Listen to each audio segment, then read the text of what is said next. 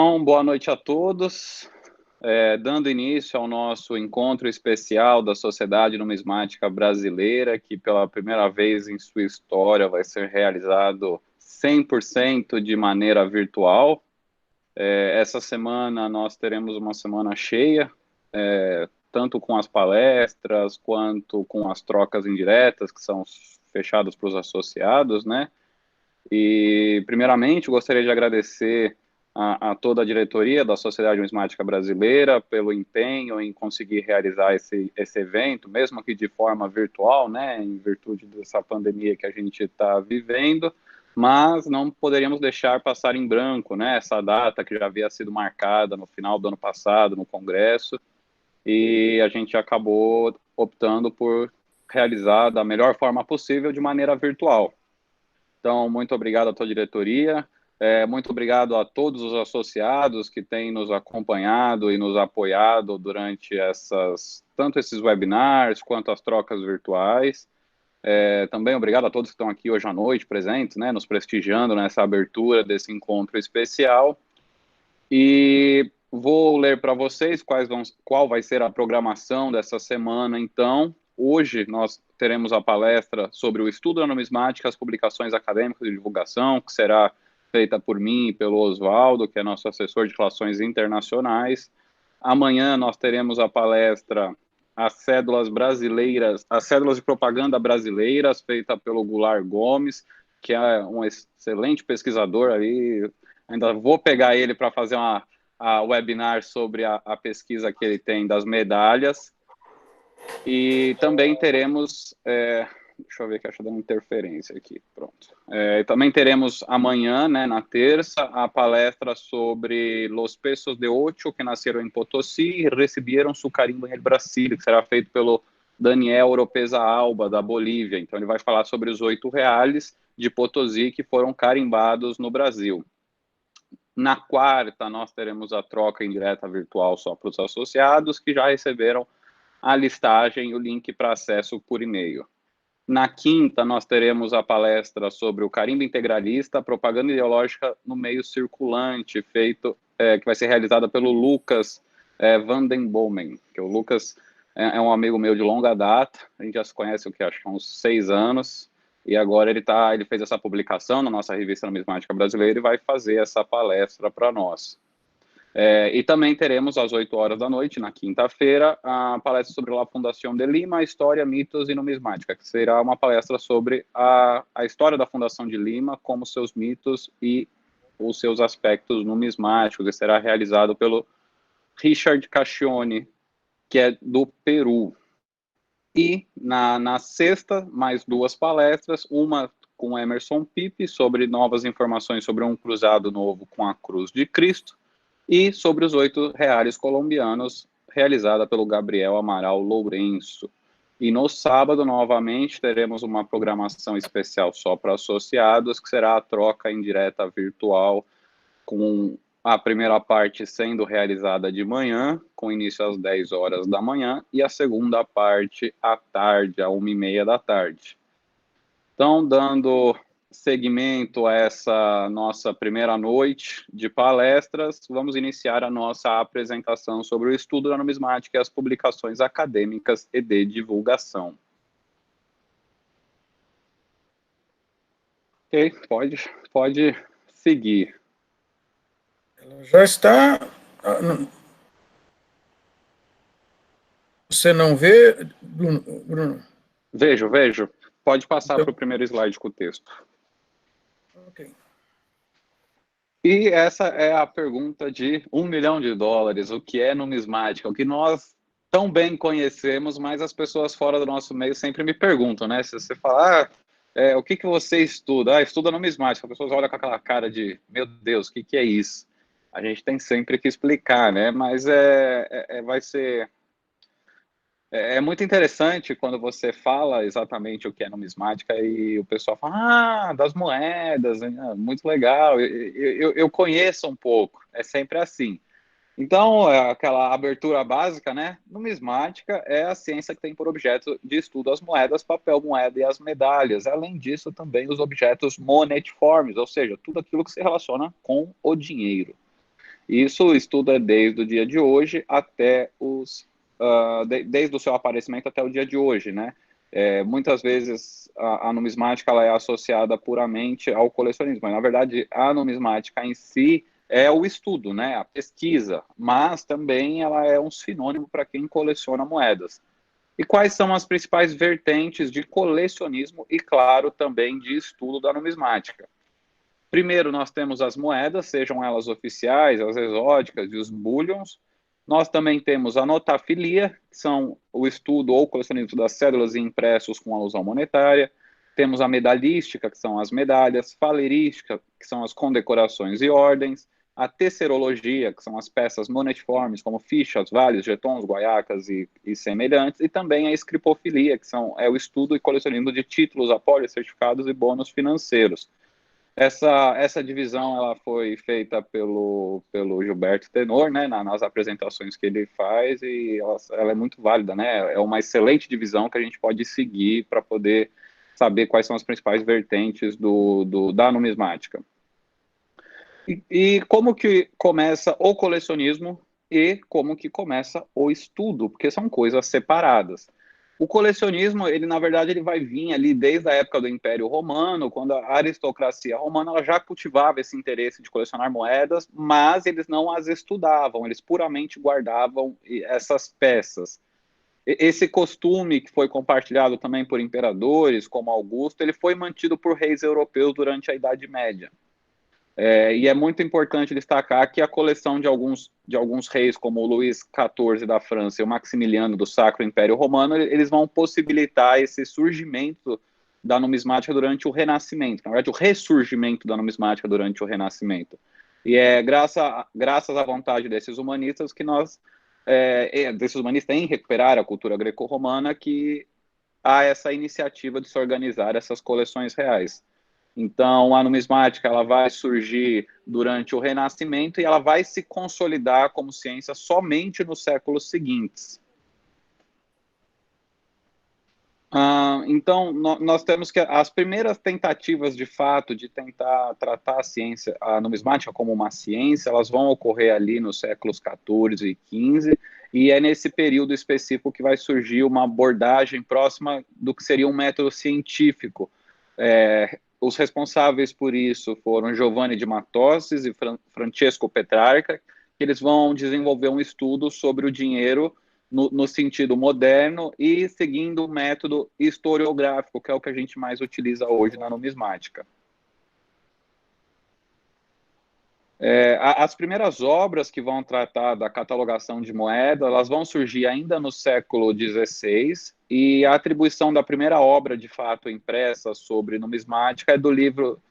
esse eu já não sei ler. Oswaldo? Partibus. Que ele vai ser um estudo sobre a metrologia e a cunhagem de moedas romanas, e vai ser escrita por Guillaume Boudet, publicado em Paris em 1514. Aqui do lado nós temos a imagem, né, desse livro, e também o segundo livro impresso ele vai ser o Illustrium Imaginis, de Andrea Fulvio, e é considerado o primeiro livro de numismática ilustrado, porque o primeiro não tinha ilustrações. Ele também vai ser considerado o primeiro catálogo propriamente dito. Ele foi impresso em Roma por Jacobo Mazzoc em 1517. Ele vai ter 120 páginas e 204 xilogravuras em preto e branco de moedas que vão estar cronologicamente ordenadas, mostrando os retratos de governantes romanos dentro de molduras elaboradamente desenhadas. Já no final do século XVIII, vai ser publicado em 8 volumes, ali 1792 a 1798, a obra Doctrina Numorum Vettorum, de José Hilarius Eckhel. Ele era um padre jesuíta e também um professor de antiguidade e numismática, e ele vai lançar as bases científicas que nós utilizamos hoje na numismática moderna. E isso acaba por conferir a ele o título de fundador da numismática científica, né? Já a primeira sociedade numismática que foi criada no mundo vai ser a Royal Numismatic Society, na Inglaterra, que nasce com o nome de Numismatic Society of London. Ela foi fundada em 1836. E o mais antigo boletim numismático é a Revue Belge de Numismatique et de Xylographie, publicado ininterruptamente desde 1842 pela Sociedade Real de Numismática da Bélgica. Aqui nós temos alguns dados muito interessantes, que na verdade a numismática como colecionismo vem desde o Império Romano, só que o estudo ele só vai se consolidar ali nos séculos XV e XVI, e de fato a primeira sociedade numismática fundada, ela só vai ser ali na Inglaterra, na primeira metade do século XIX. Nós vamos nascer, a Sociedade Numismática Brasileira vai nascer ali pouco menos de 100 anos depois aqui no Brasil. E aqui no Brasil, como que se deu o surgimento da numismática como ciência? A primeira classificação de moedas nacionais que nós temos vai ser o livro Apreciação do Medalheiro da Casa da Moeda, que ele foi publicado na segunda metade do século XIX por Cândido de Azevedo Coutinho, na data de 1862. Ele vai apresentar uma compilação sem imagens do acervo da Casa da Moeda, do qual ele era diretor. Somente em 1889, em Vitória, nós temos a publicação do português Brasil João Xavier da Mota, que é o primeiro catálogo de moedas brasileiras com apresentação cronológica, metodológica e didática de toda a coleção nacional por tipos e períodos históricos. Essa obra ela vai ser editada em Portugal, com revisões no ano seguinte, mas não tinha imagens que acompanhassem a descrição das moedas ou seus preços para comercialização. Então, ele vai fazer só um catálogo descritivo das peças, né, sem preços e sem imagens. E já em 1890, nós temos as publicações feitas pelo Meili, que editou em alemão as 3 primeiras obras da série A Coleção Numismática, que vai tratar sobre as moedas do Brasil independente, das medalhas brasileiras e de moedas portuguesas que pertenciam à coleção dele. Em 1895, foi publicada nesta série mais uma obra sobre moedas coloniais brasileiras, e essas são as primeiras obras impressas com imagens fotográficas de moedas nacionais das quais se tem notícia. Depois dessa primeira série sobre as moedas da própria coleção dele, né, o Meili editou ainda uma segunda série de catálogos em alemão e português com a lista, descrição, imagem e história das moedas brasileiras, denominada O Meio Circulante Brasileiro. Um dos volumes dessa obra foi reeditado pelo Senado Federal e publicado ali próximo dos anos 2000. Mas, sem dúvida, hoje o nosso maior expoente no estudo da numismática nacional foi o Prober, né? Que ele nasceu em Berlim em 1909 e faleceu no Rio de Janeiro em 2008. Ele era alemão, naturalizado brasileiro, e ele foi um dos mais prolíficos numismatas brasileiros, tendo escrito dezenas de livros, artigos e monografias sobre moedas brasileiras. E medalhas também, né, durante seu longo período de produção bibliográfica. Ele começou a escrever em 1939 e a última obra dele foi publicada em 1990. Essas obras, às vezes, não tinham tanto um rigor científico, mas ele tinha uma didática própria de um estudioso que se preocupava em preencher lacunas de conhecimento, que era um dos grandes problemas aqui da numismática brasileira. Então, muitas vezes os colecionadores não pesquisavam ou não se importavam com algumas coisas, e ele fez questão de aprofundar o estudo em diversas moedas de prata, cobre, tudo que tinha relação com o Brasil. E como surge a Sociedade Numismática Brasileira, né, nessa questão do estudo e da pesquisa numismática? A sociedade ela vai ser fundada em 19 de janeiro de 1924, em São Paulo. Quando ela é fundada, ela tem a presença de poucos colecionadores. Ela foi a primeira entidade do tipo criada no Brasil e hoje ela vai contar com outras associações similares e um grupo bem maior de colecionadores no Brasil e no exterior. A sua criação vai ocorrer em virtude da formação de uma seção de numismática por alguns sócios da Sociedade Filatélica Paulista, em 1923. Esse grupo decide, no ano seguinte, então, criar a Sociedade Numismática Brasileira. Então, ocorre que a Sociedade Numismática em si nasce dentro da Sociedade Filatélica Paulista e depois ela acaba se tornando, de fato, a Sociedade Numismática Brasileira, voltada somente para o estudo da numismática aqui no Brasil. A sociedade ela já promoveu 23 congressos e vai realizar entre os dias 10 e 12 de dezembro seu 24º Congresso Brasileiro de Numismática. Além disso, ela também já promoveu 2 congressos luso-brasileiros de numismática. O primeiro congresso ele foi realizado em 1936 e ele foi promovido pela sociedade com o patrocínio do governo do estado de São Paulo e do Ministério das Relações Exteriores do Brasil, entre os dias 24 de março e 2 de abril. E anexo a esse congresso foi realizada uma enorme exposição numismática que contou com peças de várias coleções particulares e oficiais, dentre elas a coleção do Meyle.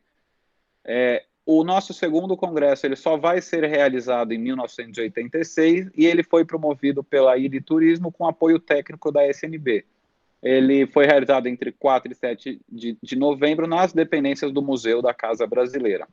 Após esse período, nós temos aí uma sequência de congressos já em 88, 89, 92, enfim, são congressos sequenciais, e vamos realizar também no ano 2000 o primeiro Congresso Luso-Brasileiro de Numismática, que fazia parte das comemorações dos 500 anos do descobrimento do Brasil.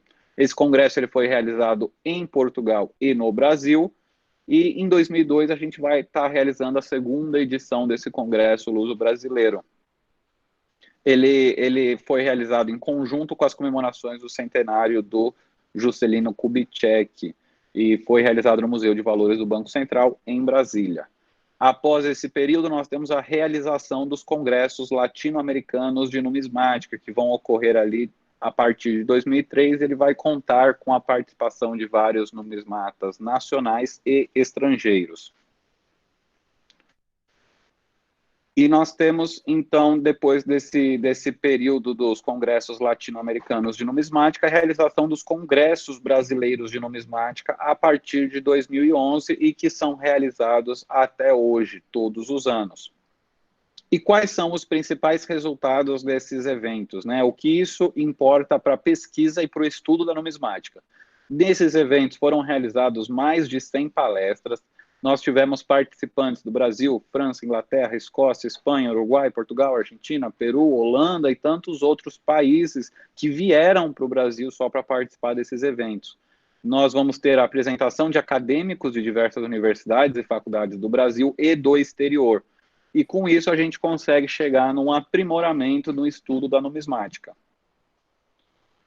Além disso, além dos congressos que a sociedade realiza, ela também firma parcerias com diversas instituições com o objetivo de auxiliar essa promoção da numismática pelo país.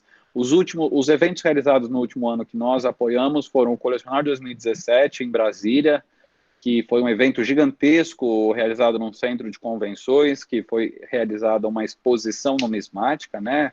O responsável por essa exposição foi o Gilberto Tenor.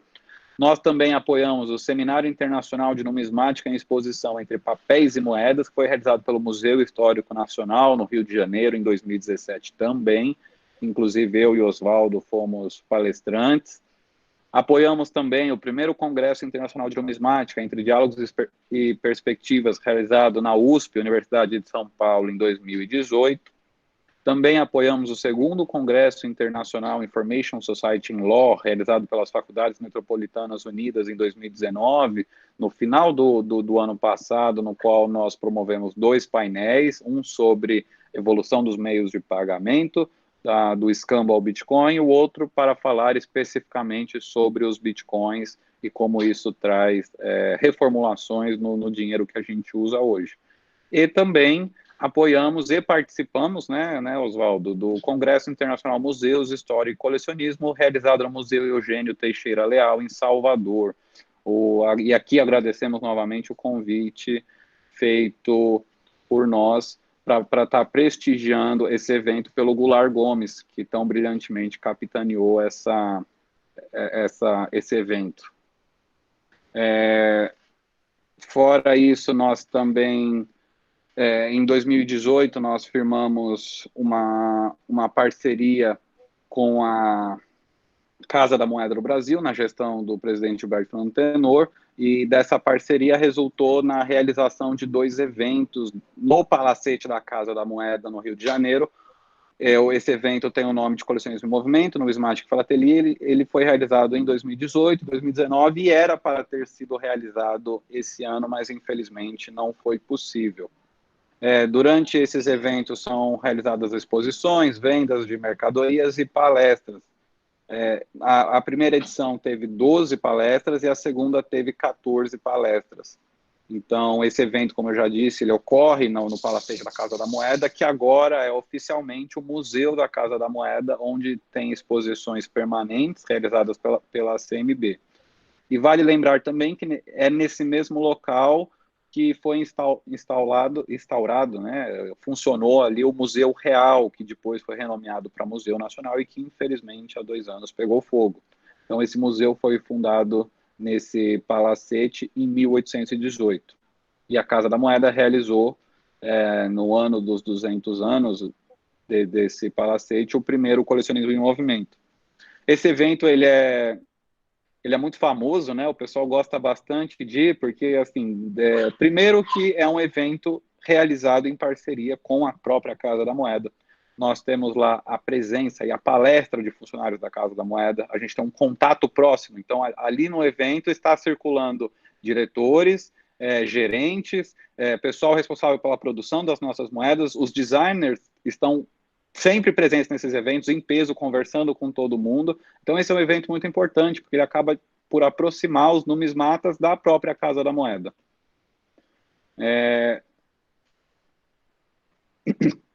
E, além disso, nós também, desse intuito de promover o estudo na numismática, foi realizado o projeto SNB nas escolas. Esse projeto ele teve o apoio da Secretaria Municipal de Educação de São Paulo, do Museu de Valores do Banco Central, da Associação dos Amigos do Museu de Valores e foi patrocinado por diversos comerciantes.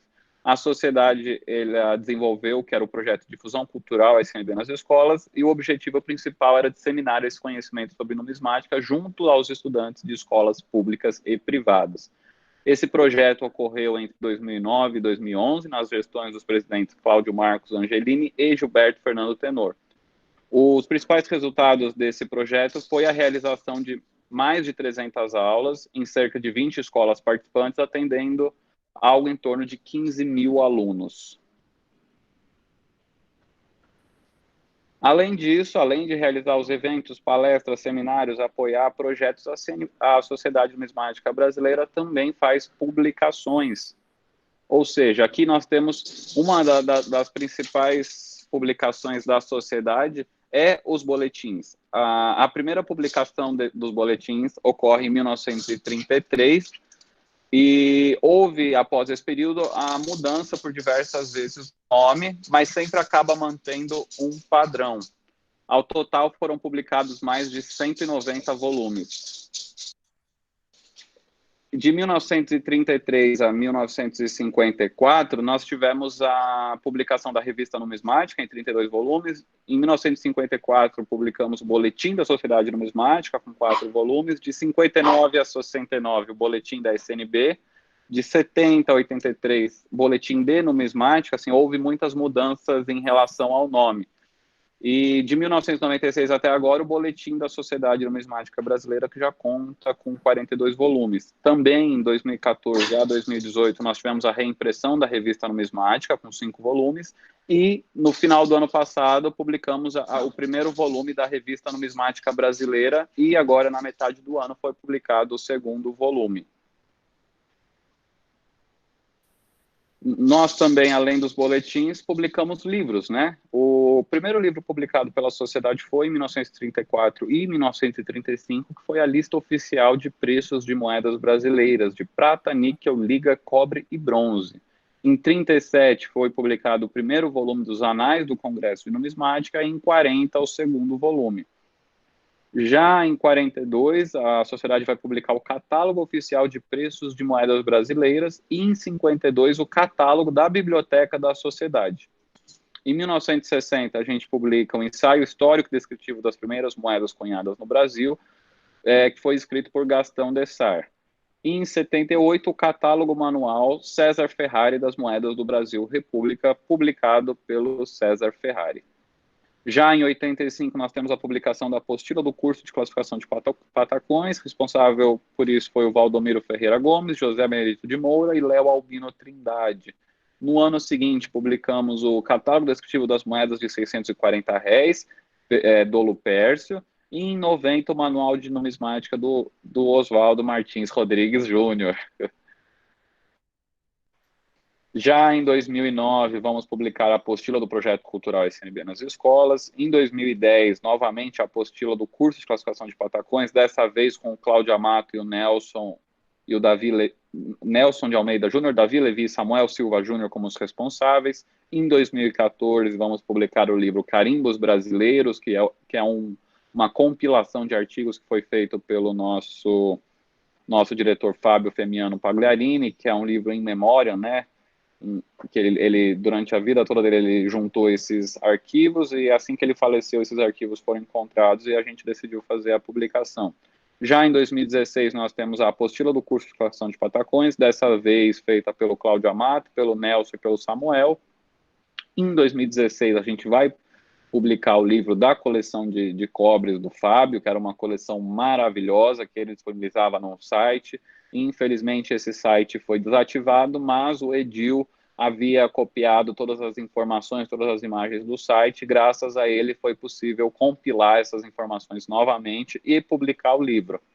Em 2017, também vai ser publicada a reedição dos 2 volumes do catálogo descritivo dos patacões da Casa da Moeda do Rio, do Lupércio, porque essa era uma obra muito rara, poucos colecionadores tinham acesso, era muito cara também, né? E com essa reedição, a gente permite que mais colecionadores tenham acesso ao estudo das variantes de R$ 960.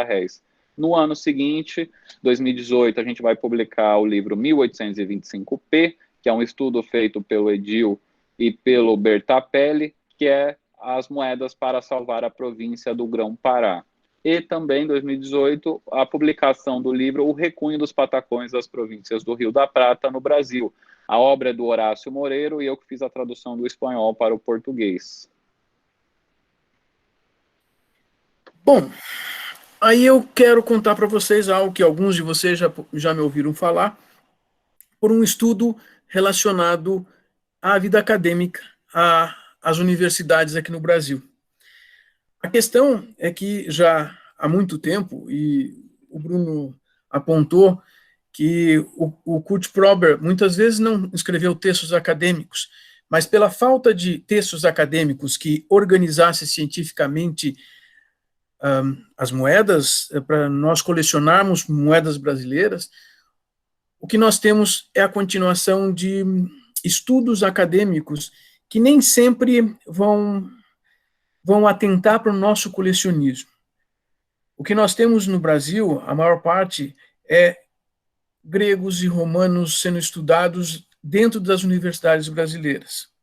Talvez até seja por interesse simplesmente para cumprir as suas finalidades acadêmicas, fazer um mestrado, um doutorado, estudos necessários para os professores universitários se manterem.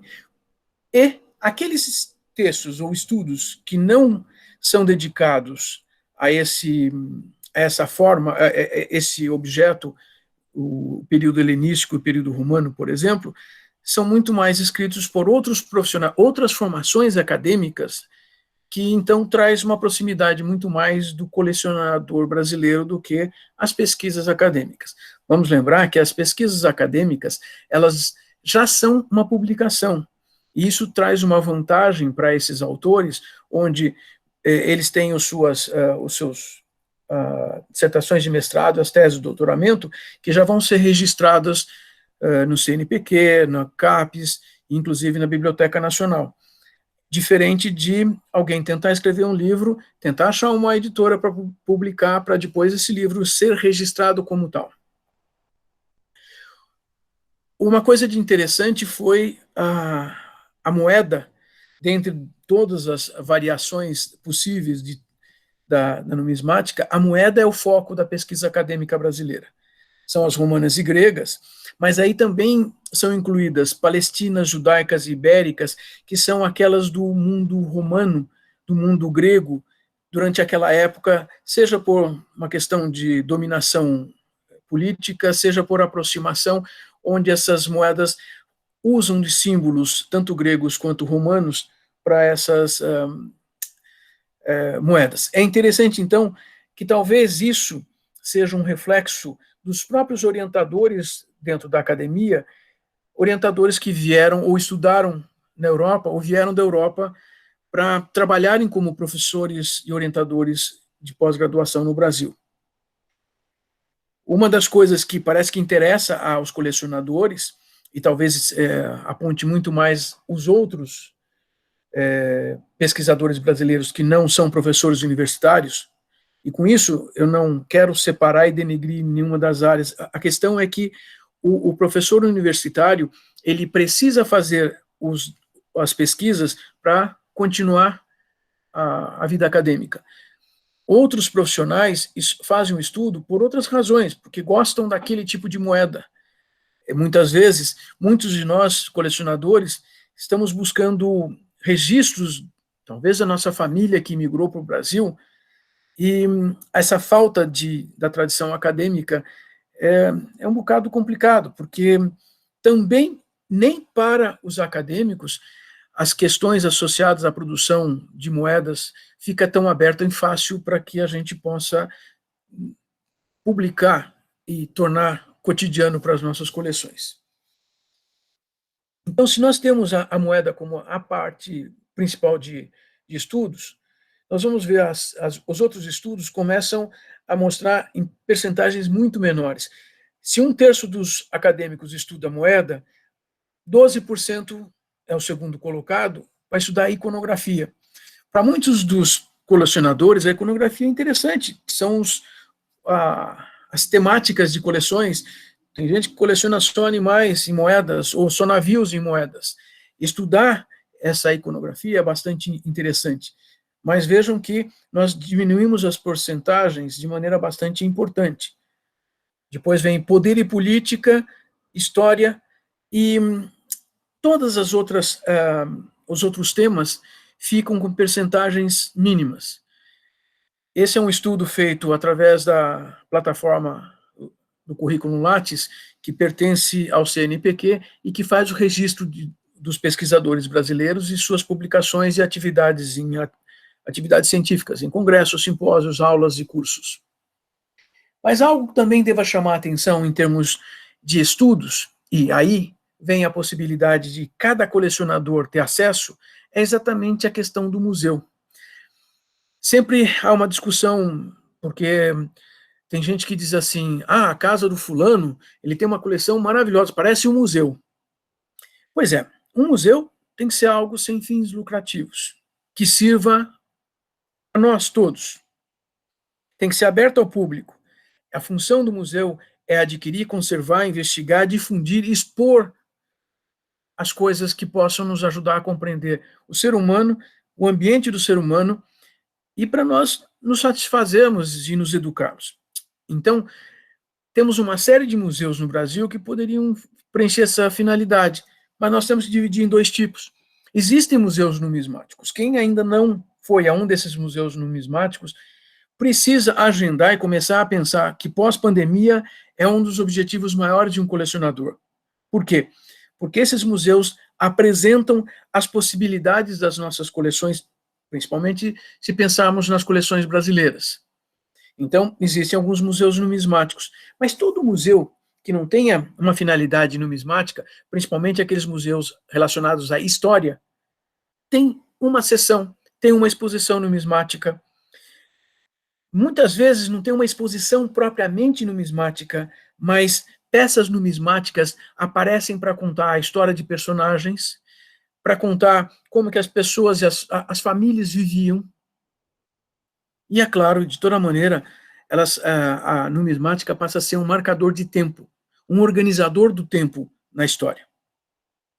Dos museus numismáticos, um grande e bastante famoso, acho que vocês veem a foto em Brasília, no Museu de Valores do Banco Central.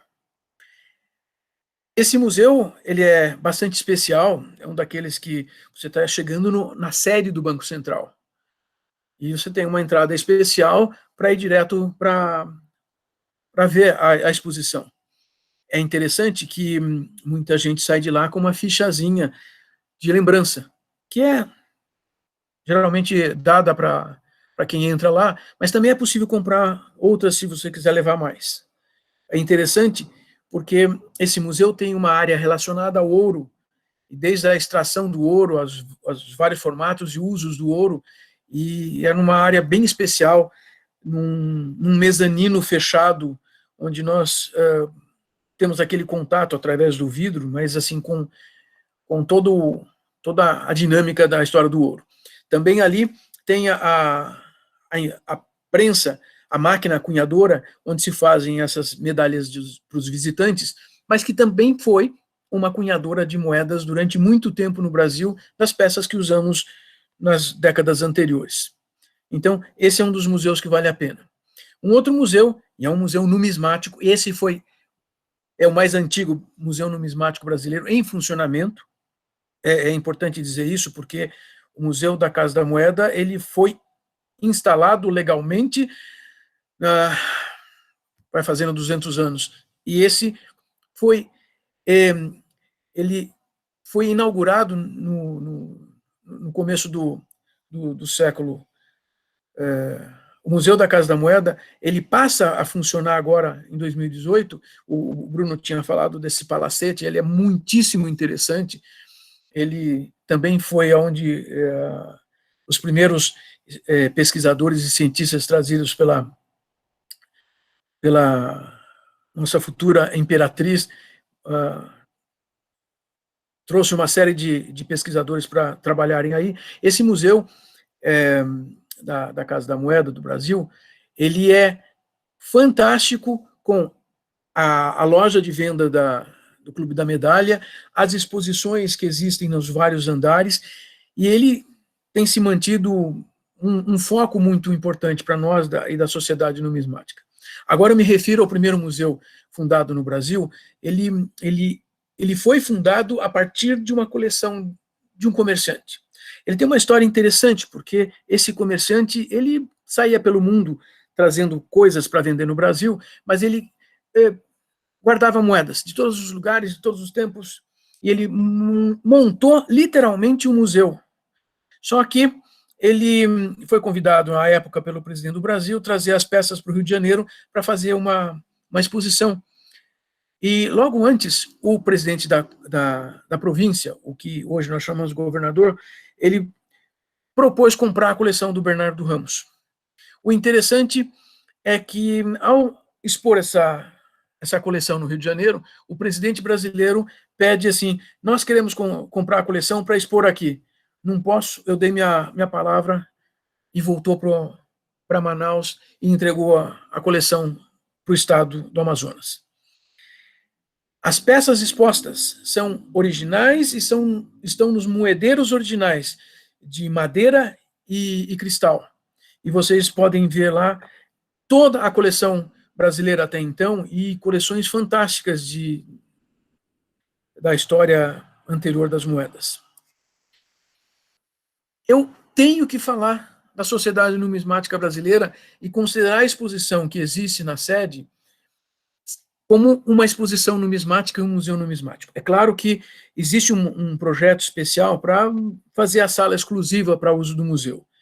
Claro que isso também, cada um de vocês pode imaginar, que demanda, primeiro, um custo importante. E só a partir da década de 90 é que pessoas podem entrar lá para ver o museu. Porque, afinal de contas, antes, quem cuidava da sede da Sociedade Numismática eram diretores com a chave. Ou seja, os diretores iam para lá trabalhar, fazer o seu trabalho voluntário, e podiam abrir a porta e deixar aberta ou abrir para quem viesse e quisesse ver essa exposição, mas era extremamente limitada. Agora, ela ainda tem uma boa exposição e todo mundo se sente bem vendo essa exposição, porque ela tem coisas muito interessantes, desde moedas inusitadas até quase assim exóticas, mas quase de brincadeira, com formatos de motocicleta ou guitarra, mas peças fantásticas que às vezes só vamos ver lá. Um outro museu numismático que merece a nossa atenção é o Eugênio Teixeira Leal, que o Bruno citou, que fez o Congresso no ano anterior, e que nós pudemos participar, e com alegria. Eu conheci esse museu há uns 15 anos, quando eu tive um tempo em Salvador, e já, já me parecia ser assim, um dos locais especiais. Por quê? Ele tem uma exposição geral, que é muito mais uma exposição educativa, que serve para crianças e adolescentes, bom, para adultos, por que não? Mas conta a maneira através de um bonequinho que eles criaram para contar a história do dinheiro e a evolução do dinheiro. Mas a exposição de medalhas é a exposição especial. Afinal de contas, eles têm uma exposição maravilhosa de medalhas brasileiras, de todos os tipos. Realmente deixa a gente respirando fundo vendo a exposição. Outro museu que merece o nosso respeito, também a nossa visita, é a Casa dos Contos, em Ouro Preto. Veja, ali, esse museu representa uma Casa da Moeda, porque Ouro Preto foi um dos locais não só de mineração de ouro, mas também de preparo do ouro para ser mandado para Portugal, fazer as barras de ouro, e as moedas brasileiras de ouro, muitas delas, o ouro veio dessa região. Claro que o museu tem suas limitações, o prédio é muito bonito, bem conservado, mas houve épocas, por exemplo, que as vitrines de exposição só tinham fotografias das moedas, porque eles tinham medo que também, eu falo disso da década de 90, foi a primeira vez que eu visitei e assim me assustei, assim, mas cadê as moedas? E nós só víamos fotografias. Eles têm dioramas e formas de apresentação bastante importante das moedas e da produção das moedas nessa área e nesse local. E os outros museus? Pois é, aqui em São Paulo já existia um museu registrado, um museu numismático, que é o Herculano Pires, que durou até 2014. Ele, nesse prédio que vocês veem na foto, quase no último andar, lá nós tínhamos um andar todo dedicado, era um cofre com todas as moedas, e era uma coleção completa das peças brasileiras. Agora elas são usadas em exposições de longa duração, e vocês podem ir lá ver, inclusive, a peça da coroação e medalhas especiais, como a Ordem da Rosa.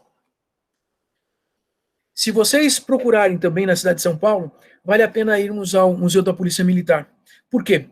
O Museu da Polícia Militar do Estado de São Paulo, ele foi inaugurado recentemente e ele está ainda em produção, e uma das coisas interessantes nesse museu são as medalhas. Medalhas, claro, relacionadas à Polícia Militar e, em especial, ao movimento constitucionalista de 1932, que fez uma rebelião de São Paulo contra o governo federal.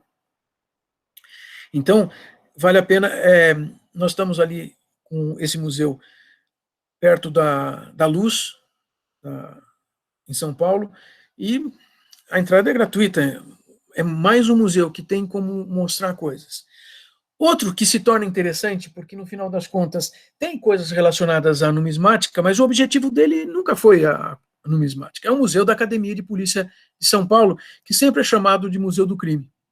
Ele fica ali na USP, na cidade universitária, e o que nós temos ali de interessante para nós é a exibição de moedas e cédulas falsificadas, inclusive os equipamentos utilizados que foram coletados pela polícia em vários procedimentos de investigação. Então, já temos alguma coisa interessante e, olha, eu poderia dizer, arriscando assim, uns 15% ou 20% da amostra ali diz respeito à numismática. Outro que é extremamente importante, também diz respeito à Revolução Constitucionalista de 1932, é a Casa Melhoramentos. Esta é uma editora, a editora Melhoramentos. Na Lapa, esse prédio contém uma exposição permanente no piso térreo e exposições de arte nos pisos de cima, inclusive eles têm auditório para eventos.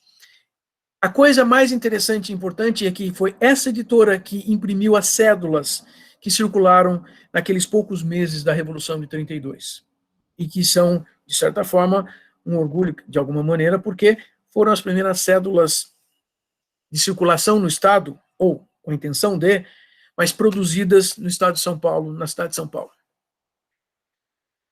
Algo que eu e o Bruno andamos conversando também é a história de livros numismáticos no Brasil. Puxa, Bruno, conta aí pra gente, para que serve um livro nessa história toda? Essa é uma pergunta também muito boa. Sim, o livro ele tem as mais diversas possibilidades e finalidades, né? Isso a gente não pode negar. Desde os livros que a gente tem as pesquisas acadêmicas, os estudos, até os livros de ficção, os livros de aventura, enfim, são livros de entretenimento, temos os livros de estudo, mas o livro acho que é a peça-chave para qualquer pesquisador e também para o colecionador, né? Porque nós temos os catálogos e tudo mais. E qual que é a função, Oswaldo, do livro na numismática? Que tipos de livros a gente consegue ter dentro da numismática? Olha, eu fico pensando, e até para conversarmos sobre isso aqui, eu já fui para a internet procurar algumas coisas. De verdade, todos nós deveríamos estar buscando em livros informações. Até com um projeto, um auxílio de divulgação a partir da Sociedade Numismática, nós tivemos essa série de livros da história do dinheiro, do Antônio Luiz Costa, que, veja, história do dinheiro é importante para nós? Caramba! Se nós não entendermos de onde veio o dinheiro, como é que ele foi usado ao longo da história toda, talvez a gente só fique olhando o desenho. Isso não é feio, não é ruim. Mas aí nós precisamos de livros. Aqui atrás nós temos a capa de um livro especial sobre as moedas de cobre do Brasil. Vocês reconhecem essa capa? Um dos autores estava na lista dos ingressados na palestra. Bertapelli, fala aí. Ele e o Dr. Enes produziram alguns livros que são livros descritivos, esses são catálogos descritivos de moedas de cobre. E são muito importantes e interessantes, porque, afinal de contas, eu posso só juntar um monte de moedas de cobre. E o que eu faço com isso? Eu nem cheguei a pensar nos catálogos, que são catálogos de preços, que trazem informações, atualizações dos preços. Existem vários, inclusive alguns que são distribuídos pela internet, ou alguns são vendidos apenas em formato digital pela internet. Mas eu também lembro que, por um par de vezes, quando saiu, eu achei essa coleção, moedas e notas do mundo inteiro, nas bancas de jornais. Claro que uma das coisas mais difíceis é colecionar esses fascículos, porque eles levam 2, 3 anos, todos os meses saindo, a cada 15 dias, e nem sempre a banca de jornais ali tem, aí você tenta entrar em contato com a editora, eles vão ver, quem sabe, não sei das quantas, mas essas são formas de encontrarmos informações. Essa coleção é bastante informativa, e trazia moedas e cédulas a cada fascículo para quem começasse uma coleção. E eu não posso me esquecer de falar da revista Numismática Brasileira e todas as que sejam parecidas.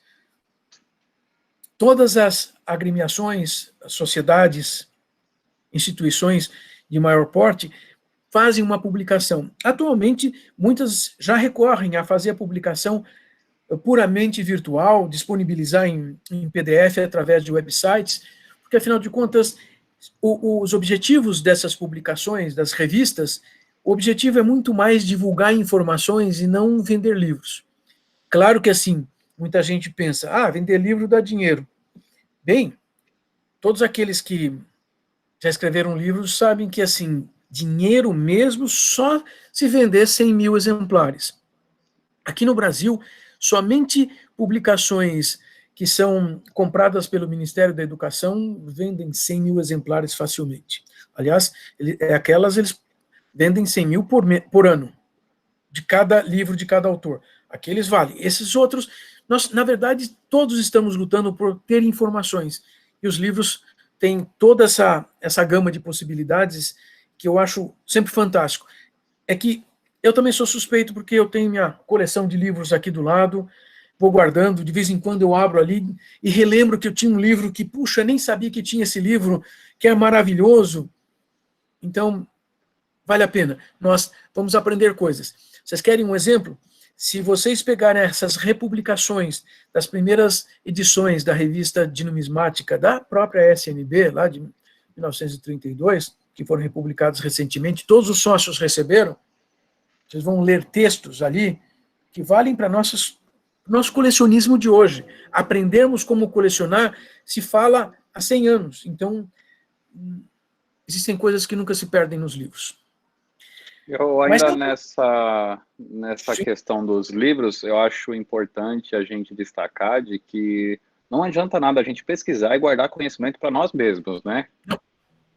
O grande objetivo dos livros, dos artigos, dos vídeos, do que for, é compartilhar conhecimento, porque assim, a partir do momento que você tem uma especialização num tema, você consegue desenvolver uma pesquisa mais aprofundada daquele tema e você consegue compartilhar esse conhecimento com os outros. Então, isso beneficia a toda a comunidade numismática. Então, a publicação de livros é algo assim extremamente importante e que há algumas décadas atrás era muito escasso qualquer publicação de livro numismático aqui no Brasil. Felizmente, nos últimos anos, nós temos uma popularização dessas publicações. Então, nós temos aí autores preocupados em compartilhar conhecimento. Nós temos a multiplicação dos catálogos, né? Cada um com o seu próprio objetivo e com um público-alvo que é mais interessado naquilo. Nós temos a publicação de livros, o do Edil, do Manual de Erros em Moedas, que assim, é uma publicação muito importante, porque as moedas com erros sempre despertaram a curiosidade dos colecionadores durante todo o período da história numismática. E a gente não tinha uma pesquisa de fato que pudesse nomear cada tipo de erro, explicar como isso ocorre, falar sobre o processo de cunhagem. Então, é um livro muito importante. Nós temos as suas publicações, Oswaldo. Você tem diversos livros aí disponíveis, se não me engano, na Amazon, né? De livros que você escreveu. São livros muito importantes. Nós temos o Giovanni, que comentou aqui agora, ele tá desenvolvendo um livro sobre as moedas de cobre, os PPPs. Assim, eu já adianto para vocês que é uma obra inédita.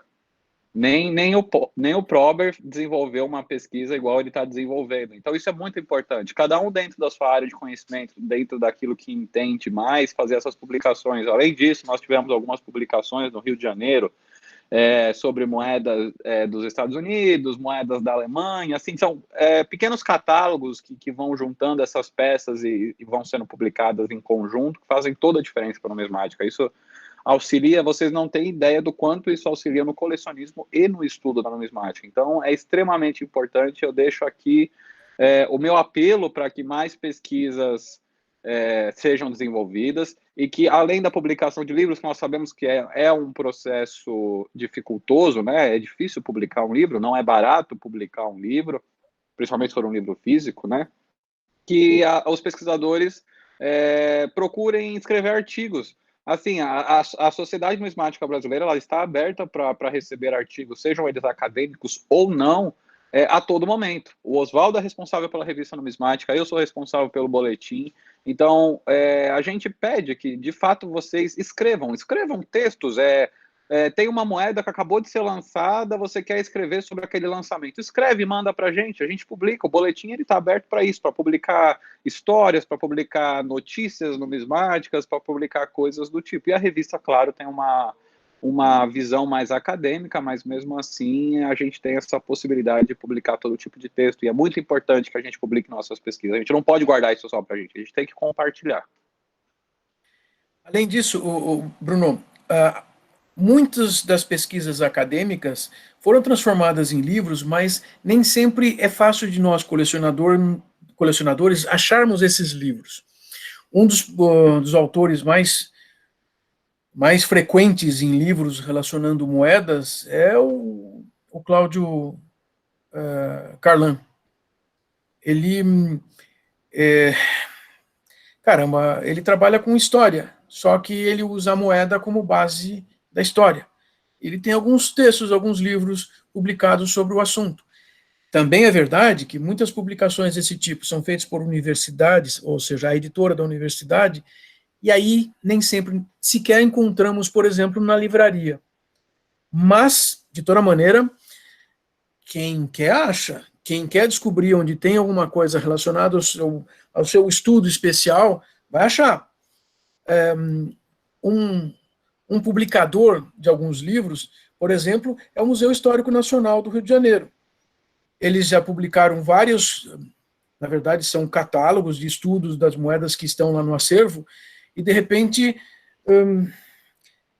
simplesmente eles distribuíam essas publicações nos eventos que eles fazem lá no museu. E, de repente, ninguém sabe nem como chegar lá. Alguns perguntam, puxa, e quanto custa isso? Eles entram em contato e dizem, mas custa R$100, é o preço do correio. É o preço do correio mesmo, são livros pesados, são muito bem feitos, mas, caramba, precisamos descobrir.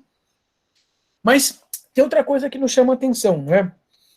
O Bruno citou publicações da SNB que serviram de base para os cursos de patacões, em 3 oportunidades diferentes.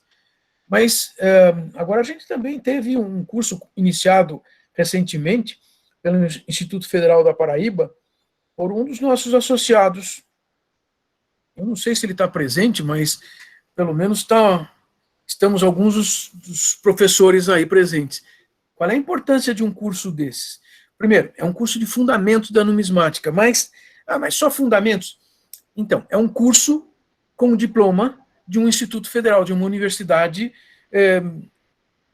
oficial do país. Esse é um reconhecimento especial.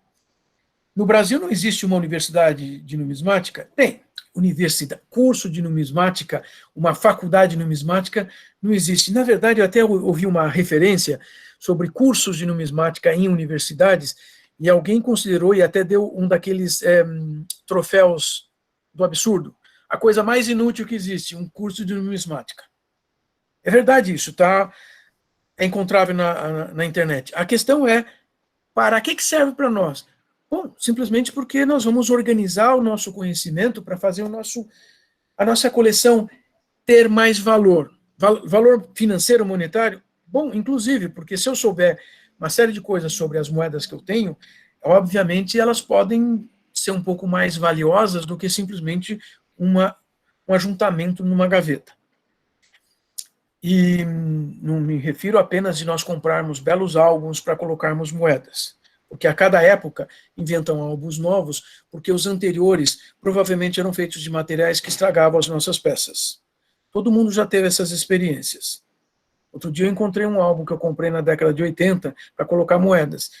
Eu só tinha moedas brasileiras flor de cunho nesse álbum. Ele era de um plástico que não serviu. Então, esses cursos vão servir exatamente para nos ensinar coisas. Bruno, você quer fazer um adendo sobre esse curso? Porque sim, já começou uma turma, já que tinha mais gente querendo entrar. O curso ele foi projetado pelo Alberto Pashaus, que ele é professor do Instituto Federal da Paraíba, e ele lançou essa ideia assim, sem muita pretensão.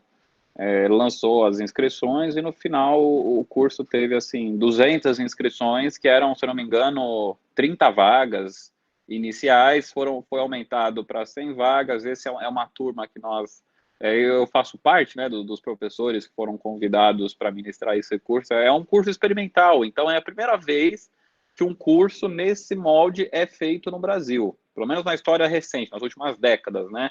Então, é uma ideia maravilhosa. Eu tenho certeza que os alunos estão gostando muito de fazerem parte dessa turma experimental, porque, claro, a partir das próximas turmas, a gente já tem uma experiência acumulada, um conteúdo acumulado muito melhor para estar desenvolvendo esse curso, mas eu acredito que, por ser uma ideia pioneira, é algo de extrema importância, e aqui eu deixo o meu parabéns para o professor Alberto pela brilhante ideia e para essa promoção da numismática, né? Acho que aqui no Brasil ele é nesse estilo é o único, né? Porque esse é um curso de numismática geral que vai abordar desde da cunhagem até as moedas atuais, né, o início da criação da moeda até as moedas atuais. E nós temos, tirando esse, nós temos um curso na USP, que na verdade é uma matéria na USP, dentro da graduação de arqueologia, que é a moeda na antiguidade, que aí entra naquilo que o Oswaldo cita do foco dos acadêmicos, que é a moeda grega, a moeda romana. Então esse é o foco desse curso que é realizado na USP, que eu me inscrevi, inclusive, eu fui aprovado, era para mim ter realizado, porque é uma matéria, né, eu entrei como aluno especial, era para mim ter realizado essa matéria da pós-graduação em arqueologia, só que foram canceladas as aulas em virtude do início da pandemia de coronavírus. Espero que essas aulas possam voltar e eu possa estar cursando essa matéria ano que vem. O Giovanni está falando que tem o curso de museologia na Unirio, que tem várias eletivas falando sobre brasileira e clássica, além de heráldica. Então, a gente tem algumas coisas nas universidades inseridas dentro de alguns cursos, né? Claro, museologia na Universidade Federal da Bahia, se eu não me engano, o Goulart me corrija se eu estiver errado, também tem alguma coisa sobre numismática, mas um curso específico que vai tratar sobre a numismática do início ao fim, o único que a gente vai ter de fato é esse do Instituto Federal da Paraíba, e novamente reitero meus parabéns para o nosso professor Alberto pela brilhante ideia. Pois é, e os cursos servem para ajudar a gente. E a Sociedade Numismática tem tido esses cursos mais restritos, pequenos, sobre algumas coisas. E fazer através de um instituto federal é algo extremamente especial. Mas outra forma de disseminar conhecimentos, produzir trocas de conhecimento, são seminários, congressos, palestras. Essa semana que a Sociedade Numismática propôs, pelo encontro que já estava planejado, é extremamente importante. Uma das coisas que nós pensamos em fazer e estamos tentando fazer é exatamente convidar os autores dos artigos publicados nas revistas da Sociedade Numismática para que exponham, para nós ouvirmos da voz de cada autor alguma coisa que ele levou um tempo estudando. O que eu acho que é, caramba, muito especial. Nós vamos ter aula com o autor da... Claro que fizemos questão de convidar 2 estrangeiros, o Daniel Oropesa, ele é um advogado da cidade de Potosí e é um estudioso da numismática. Só para deixar vocês assim, com água na boca, a questão é que a casa dele fica do lado de onde hoje é o museu da Casa de Moeda de Potosí, onde funcionou a segunda Casa da Moeda de Potosí, que é um quadrilátero inteiro, onde funcionavam todas as máquinas. Aliás, elas estão lá hoje para serem visitadas.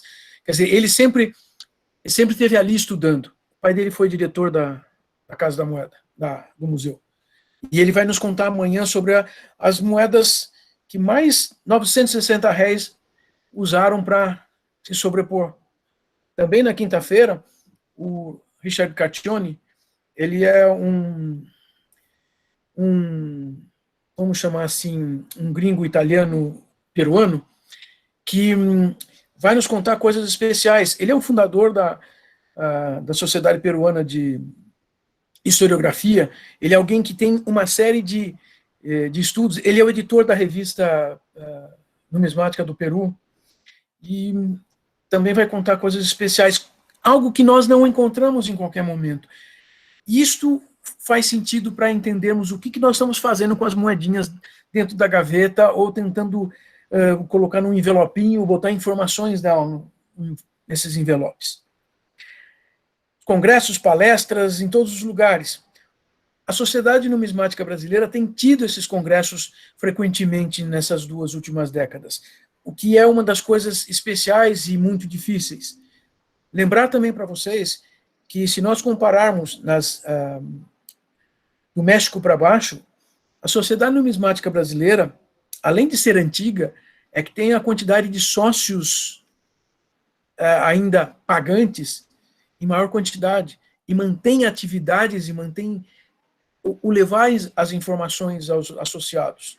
E nós precisamos valorizar essa questão dos congressos, porque, afinal de contas, com os congressos nós temos acesso a essas informações. Bruno, quer acrescentar alguma coisa sobre as palestras e coisas assim? Não, eu acredito que a base é o que você falou mesmo, porque com essas palestras nós temos novamente esse compartilhamento de conhecimento, né? Então, de novo, a gente entra na questão de que não adianta a gente guardar conhecimento para nós mesmos, a gente tem que compartilhar o conhecimento. E quando a gente tem pessoas que são especialistas em certos temas, as palestras são os canais que a gente consegue fazer que essas informações cheguem a um público maior.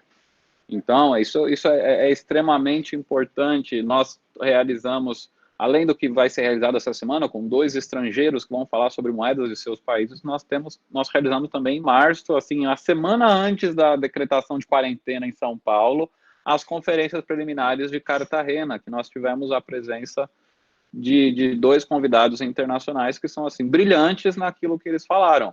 Então, isso é muito importante. E a sociedade, ela tem se aproximado, principalmente agora com essa virtualização do contato social com outros países aqui, principalmente aqui da América Latina, né, que são nossos irmãos latinos, que têm uma história muito semelhante, talvez, com a nossa, e a gente acaba fazendo essa aproximação entre a numismática brasileira e toda a numismática latina. Então, é muito importante essa realização de palestras. Nós tínhamos as palestras presenciais na sociedade. A partir do congresso do ano passado, a gente começou a transmitir essas palestras ao vivo na nossa página e também disponibilizar no YouTube. E agora nós temos essa virtualização dessas palestras. Então, por mais que o coronavírus tenha trazido aspectos extremamente negativos, né, tenha ceifado, infelizmente, muitas vidas, também permitiu que a sociedade se reinventasse de uma maneira a aproximar todos os associados e não só aqueles de São Paulo. Então, a gente tem essa aproximação tanto com os associados de outros estados quanto com pessoas de outros países. É verdade. Alguém tinha perguntado algum tempo atrás se a gente tinha algum contato com alguém do Paraguai, porque descobriram que uma das prensas, uma das cunhadoras de moedas que foi usada aqui no Brasil, foi vendida para o Paraguai, que cunhou moedas com essa mesma prensa. E essa prensa está do lado de fora, na entrada do museu em Assunção, o Museu de Numismática do Banco Central deles. Assim, caramba, essas coisas são importantes para nós trocarmos, senão parece que, né, as coisas apareceram do nada, como se fosse uma plantinha que nasceu no vaso ali, ou no jardim, a gente nem sabe por quê. Não, todas as coisas têm um histórico, e isso é bastante interessante e importante para trocarmos com os nossos colegas aí em palestras virtuais em todos os lugares. E o Bruno começou a contar para que serve a internet nessa história toda. Afinal de contas, tem coisas boas? Bom, eu tenho para contar alguma coisa para vocês. Alguns de vocês participaram dessa pequena enquete que eu fiz através de um documento do Google, onde eu espalhei em alguns grupos um questionário sobre o que vocês estão fazendo, colecionando com as suas coleções, com esses isolamentos sociais, com essas diminuições de saírem por aí. Eu vou contar uma coisa de interessante, bem interessante. De verdade, parece que a internet passou a substituir um bocado o que eram os encontros presenciais, fazendo com que esses encontros, essas comunicações, essas conversas façam bem, tragam bem-estar às pessoas. E isso é algo que não se compreendia antes, de verdade. Já faz 20 anos ou mais, que na psicologia e na psiquiatria se discutem os problemas que a internet poderia trazer. Inclusive, já se criou na psiquiatria uma doença de um vício na internet. Aliás, um vício na internet que os estudos demonstraram que funciona no cérebro igual um vício a uma droga, a cocaína, crack ou coisa semelhante. No entanto, não tem sido assim para a maioria das pessoas de um colecionismo, porque essas pessoas estão produzindo contatos e, na verdade, interagindo a partir e em prol do colecionismo. Então, quero deixar isso aqui com vocês para começarmos a pensar que nem sempre aquilo que é visto com alguma coisa ruim vai ser ruim. Em alguns momentos, dessa vez, funcionou muito bem. Não é só para numismática, vocês sabem disso. Grupos de música que nem se encontravam, que viviam em países diferentes, passaram a ter encontros virtuais e tocarem juntos por algumas horas, por simples lazer. Mas o colecionismo numismático, acho que nós estamos querendo fazer um esforço aqui com vocês hoje, dizendo que o colecionismo numismático não é só o lazer é maravilhoso, mas a capacitação cognitiva que nós desenvolvemos com o colecionismo é algo especial, e a internet está facilitando essa troca nesses últimos 6 meses, e facilitando de uma maneira extremamente positiva. Não só pelo acesso a palestras, temos amigos de vários países produzindo palestras todas as semanas, na Argentina, no Peru, no Panamá, nos Estados Unidos. Quem ainda não teve oportunidade, fique em alerta, principalmente na página do Facebook da Sociedade Numismática, eu procuro colocar lá sempre as informações sobre essas palestras todas as semanas. Então, essa é uma forma de impactar positivamente. Sim, mas vão existir pessoas que tenham impactos negativos, que vão se sentir dominadas pela busca incessante dentro da internet. Vão existir. Espero que não muitos de nós, mas existem. Porém, eu ainda vejo mais aspectos positivos. Eu costumo dizer que eu sou muito otimista com o ser humano. Às vezes nem posso ser tão otimista, mas nesse momento sobre o colecionismo eu me mostro otimista porque a internet tem facilitado contato, tem facilitado disseminação de informações, porque nós temos acessos aos textos, nós podemos ler um livro pela internet hoje, não precisamos do livro físico, e eu estou falando de fontes fidedignas, e fontes fidedignas nós precisamos, porque senão tem gente querendo vender moeda por, assim, 1000 vezes mais o valor dela, e vai achar que quando nós dizemos que essa moeda não vale, a pessoa acha que nós estamos mentindo. Enfim. Bruno, você acrescentaria mais alguma coisa nessa questão do papel da internet no estudo da numismática? Sim, eu queria também aproveitar e deixar o convite para que vocês interajam aqui no chat. Vão mandando o que vocês acham também, que a gente vai debatendo esse tema. Assim, a internet, de modo geral, não só na numismática, ela, claro, tem 2 pontos, né? Claro, positivo e negativo. A gente tem que analisar esses 2 pontos e tentar chegar numa conclusão de o que se sobressai. Eu acredito que, nesse caso da internet, o aspecto positivo ele acaba sobressaindo o aspecto negativo. E o porquê eu digo isso? Primeiro, que de negativo que nós temos a veiculação massiva de informações, que isso acaba por confundir o colecionador, confundir as pessoas, e aqui eu cito explicitamente canais do YouTube com informações falsas, ou matérias jornalísticas tendenciosas e coisa do tipo. Só que, em contrapartida, a gente também tem a possibilidade de, com a internet, pesquisar e descobrir se aquilo realmente é verdade ou é fake news, né? Então, a gente tem essa possibilidade de contato com colecionadores e pesquisadores do mundo inteiro através de um computador e de um celular, e a gente consegue verificar. Então, eu digo que, assim, as pessoas só caem nessa mentira se elas quiserem. Isso eu digo para os colecionadores, né? Claro, eu não vou dizer para o público em geral que achou uma moedinha em casa e quer descobrir quanto vale, ele não tem o conhecimento técnico para procurar alguém que possa auxiliá-lo. Ele vai acreditar naquilo que está escrito na internet. E aí nós temos um novo problema, porque a gente vive naquilo que é denominado da era da pós-verdade, então as pessoas acreditam naquilo que elas querem acreditar. Então, se ela lê 2 notícias, uma falando que a moeda dela vale R$1 e a outra falando que a moeda dela vale R$1.000. Qual você acha que ela vai acreditar? Na que vale 1.000, claro, porque é aquilo que ela tem interesse. Então ela vai tratar aquilo como se verdade fosse. Infelizmente é o que acontece hoje em dia.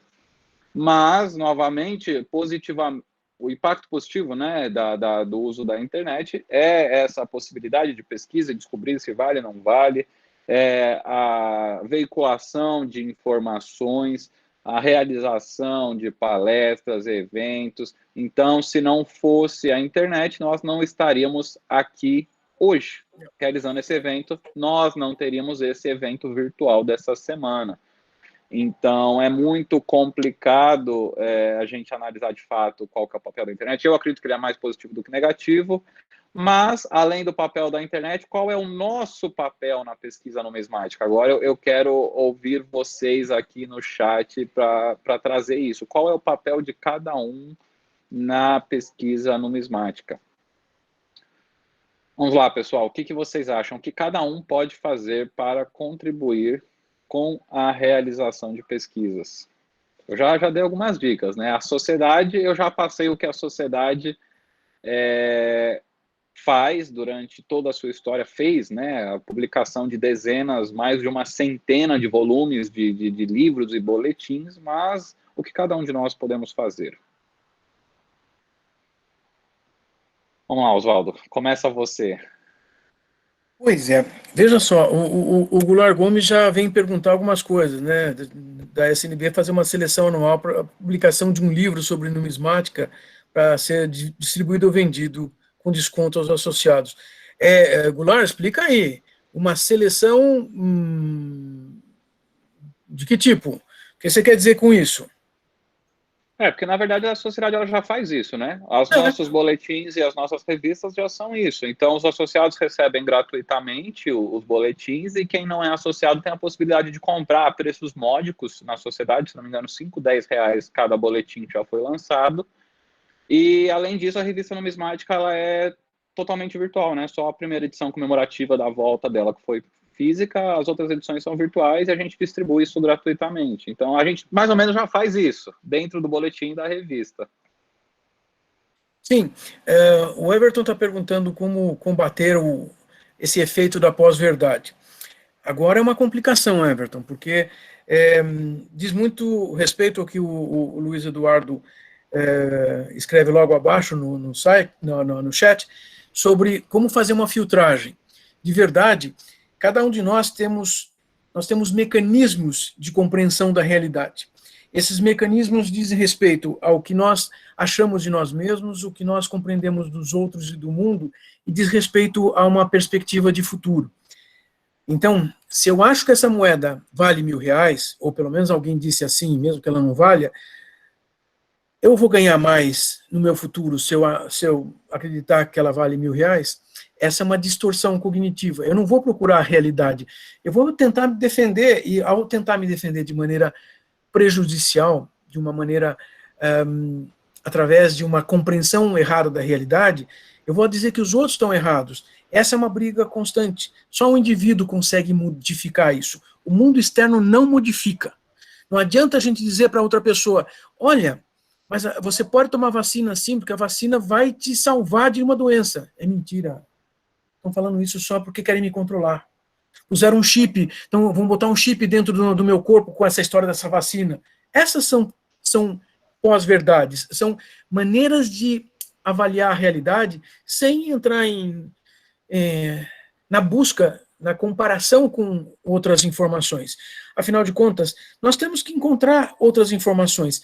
Se nós encontrarmos duas informações diferentes, tá bom, um dos dois pode estar errado, os dois podem estar errados. No mínimo, quando temos duas informações contraditórias, nós já devíamos dizer assim, dá um passo para trás e vamos observar melhor antes de tomar uma atitude, antes de comprar aquela moeda que estão vendendo por R$1.000, porque vai gente fazer isso. Conhecimento é tudo nessa hora. E conhecimento vem de fontes de livros, de revistas, de publicações, vem sim de textos, de discussões, de apresentações. Nós precisamos desenvolver a qualidade de filtrar. Isso é desenvolvido através de metodologia de pesquisa. Não estou falando para todo mundo fazer um curso de metodologia de pesquisa e fazer mestrado, doutorado, porque isso é complicado. Mas eu quero dizer, existem formas de nós encontrarmos essas informações. Nós precisamos disso. Olha, até o André Carvalho, entrando com o nome de Ana Carvalho, está dizendo que o nosso papel é de difundir a numismática. Claro que sim. Mas o Giovanni Nós vamos ter um livro logo, Giovanni, né? Bruno, eu acho que assim, o Giovanni vai ser um daqueles assim, que vai publicar um livro a cada 1 ou 2 anos e a gente vai ter muitos livros dele. A Assim eu criação de... espero. Eu boto fé nele que ele vai fazer isso. Porque, olha, ele é um gênio. Eu digo, eu Então, falo isso sem ponderar que ele é um gênio. é que eu acho que assim, olha, o Giovanni está querendo falar exatamente sobre a criação de acervos fotográficos e documento de disponibilização de fotos das moedas da coleção, criação de laços com instituições que permitam pesquisa. Pois é, eu preciso contar uma coisa para vocês. Assim, eu sempre fui um curioso da numismática, antes até de me associar à SNB, e eu sempre fiquei de olho por aí. Mas eu também sempre fui um tanto assim, sei lá, um tanto, vamos chamar de tímido. Eu entro num museu, há um museu de numismática, todos eu ia lá cuidadosamente, assistia, via, olhava e saía. Quando, já há alguns anos, eu tenho atuado como um representante da Sociedade Numismática pelas minhas viagens fora do Brasil, então eu comecei a ir para os museus, dizendo, olha, eu sou representante da Sociedade Numismática, vim fazer uma visita aqui, gostaria de saber algumas coisas para levar para lá, etc. Aí eles me dão publicações para trazer para a Sociedade Numismática, só que aí eu percebi uma coisa.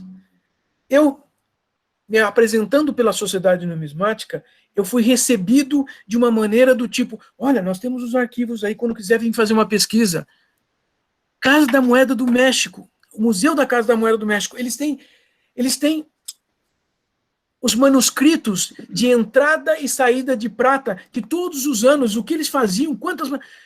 A bibliotecária me mostrando, a gente com luvas, etc., num ambiente totalmente preparado para aqueles livros com 300 anos, ela me falou, olha, se quiser vir fazer pesquisa aqui, é só avisar e vem aqui. Gente, não precisa mandar uma carta, não precisa pedir para o ministro autorizar e coisas assim. Vejam, até mesmo se nós somos reconhecidos por uma sociedade numismática, fazemos parte, os museus vão dar um pouco mais de atenção. O responsável vai conversar com a gente um pouquinho mais lá, que seja 15 ou 20 minutos, mas nós não somos mais visitantes assim. E aí nós vamos ter muito acesso a esses documentos, porque às vezes é só... Eles vão abrir a porta ali e dizer assim, olha, aqui estão os outros funcionários, senta aqui, você vai ficar vendo esse livro aqui. Ah, olha que beleza.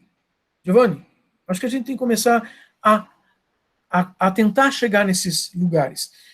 Também tenho que contar que, às vezes, você tenta um contato com um museu por e-mail, por telefone, e só chegando lá, pessoalmente, olha, eu sou fulano de tal, eu gostaria de conhecer o diretor do museu. Ah, da onde você é? Ah, olha, sou da Sociedade Numismática. Por favor, entra. Pô, mas eu mandei um e-mail, eu escrevi, eu telefonei. Não é a mesma coisa. Então, às vezes, o que o Giovanni está falando de criar os acervos. Acervos, quero dizer, para consulta, eu estou entendendo assim, né, Giovanni? Para consulta pela internet, ou seja, que seja disponibilizado.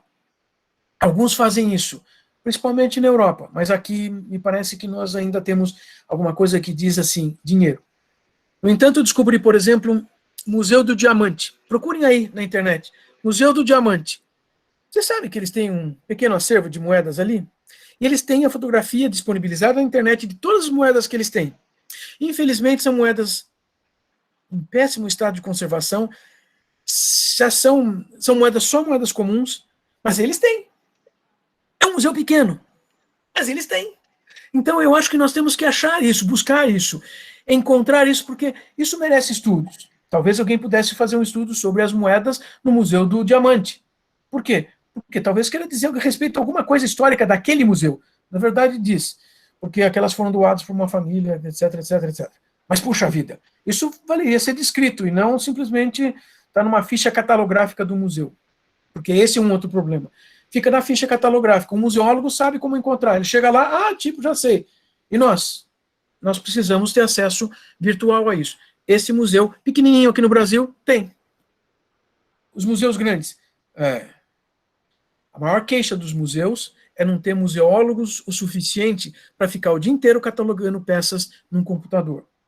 Eu visitei um museu na cidade de Toledo, no Paraná, um museu histórico da cidade, e pude conversar com o museólogo. Pois é, tinha a funcionária ali da recepção, tinha o diretor, no final das contas, me recebeu, me fez um tour lá, maravilha, e o museólogo passou o tempo todo digitando no computador, aí eu passei 1 hora conversando com ele lá, e ele dizendo, bom, eu tenho que fazer só isso, porque não dá tempo de fazer nada. Nós temos salas estocadas aí, com um monte de caixas empilhadas, e eu tenho que buscar essas coisas ainda. Então, não temos pessoal pago para isso. Pessoal especializado. Nem pensei no especialista em fotografia. Nem pensei. Só estava imaginando o museólogo pegar a moedinha, colocar no scanner ali do computador e fazer um escaneamento em 300 dpi. Se vocês entendem o que significa isso. Então, acho que essas coisas são importantes. Outra coisa, assim, o Goulart Gomes fala de concursos literários, de nós publicarmos um edital para seleção de livros a serem publicados a cada ano, sem custo. A Federação Argentina de Numismática e Medalística faz isso, e a cada ano o dinheiro que eles guardaram, juntaram, é para publicar um livro que vai ser selecionado entre os livros que têm sido escritos por numismatas, sobre numismática. Ainda é uma coisa difícil, né? Ainda temos que publicar fisicamente os boletins para mandar para todos os sócios. E se vocês fizeram o cálculo só de correio, Bruno, isso deve ser um dos custos mais absurdos hoje em dia, né?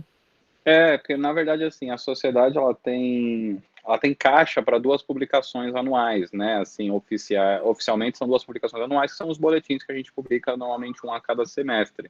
É claro que sempre que possível a gente faz essa publicação de livros, outros livros, e a ideia do Goulart, sem dúvida nenhuma, é uma ideia maravilhosa. Eu acredito que a gente pode tentar começar a colocar ela em prática aí nas próximas diretorias, enfim, vai depender, claro, da vontade de cada diretoria, porque às vezes tem-se um foco muito em manter a sociedade, porque não é barato, é um custo de manutenção muito alto, mas a gente também tem essa vontade de fazer publicações sempre dentro do possível da disponibilidade de caixa. Mas é uma ideia maravilhosa, eu acho que a gente pode estudar sim. O próprio Lucas, que vai também dar uma aula para a gente essa semana, está perguntando sobre essa proliferação de páginas no Instagram e nos canais de YouTube. E o Everton refere as mesmas coisas, porque assim, parece que nós temos um monte de falsos profetas prometendo fundos e mundos e, de alguma forma, vocês que estão aqui participando, assistindo, vocês são parte da modificação. Vocês são os que vão facilitar que esses falsos profetas percam a capacidade da profecia. Então, vocês estão participando já de uma forma muito especial. Afinal de contas, se não forem vocês dessa maneira, não tem.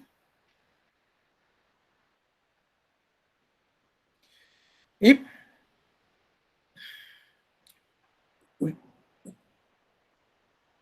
o Giovanni ainda diz assim, opa, deixa eu pôr meu óculos. Nos Estados Unidos, eles têm ferramentas voltadas para graduação com grande quantidade de fotos de alta qualidade. Pois é. O problema é que ainda não temos aqui no Brasil essa coisa de facilitar pesquisas mesmo.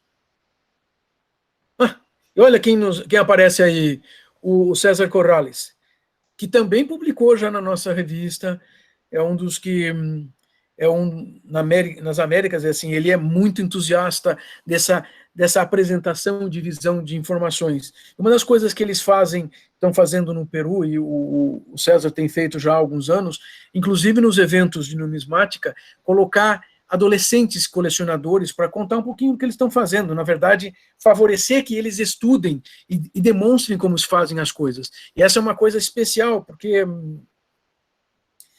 também a SNB tentou fazer isso, já fez por um período, né, ir às escolas, mas isso também é muito complicado, porque tem custos, isso nós falamos só na cidade de São Paulo.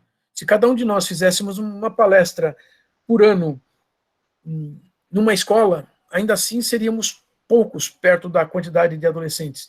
Vamos só lembrar que no estado de São Paulo nós somos perto de 45 milhões de habitantes.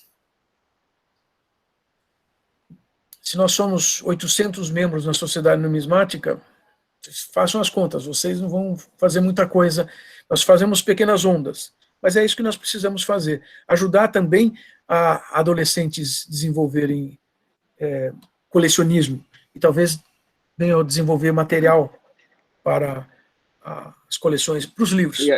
E nesse tema especialmente, eu gostaria de citar a Thelma, que foi diretora do Museu do Banco Central, Sim. Que desenvolveu agora, acho que há 1 mês atrás, 2 meses atrás, um projeto voltado para jovens. Ela fez um concurso, foi, na verdade, uma espécie de congresso só para os jovens numismatas, e, assim, teve uma repercussão super positiva.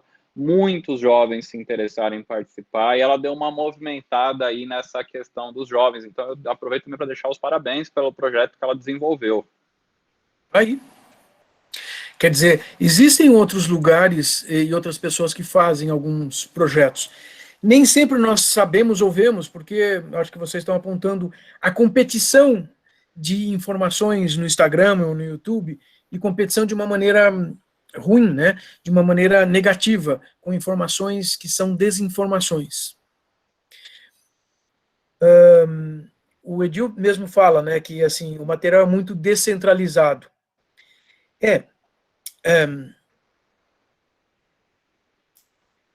A SNB tem a ideia de fazer isso já há algum tempo, né? Mas precisaríamos literalmente de um bibliotecário que passasse o dia inteiro lá simplesmente para cuidar da biblioteca. Fazer essa outra parte é um passo a mais que começa a ser custoso. Não sei, talvez o Edil possa... Ô, Edil, cuidado, hein? Vai ganhar trabalho. Um ponto interessante que o Pipe cita aqui, que eles estão digitalizando os boletins da SNP. Nós também estamos. Infelizmente, o nosso site atual ele não nos permite dar essa interatividade.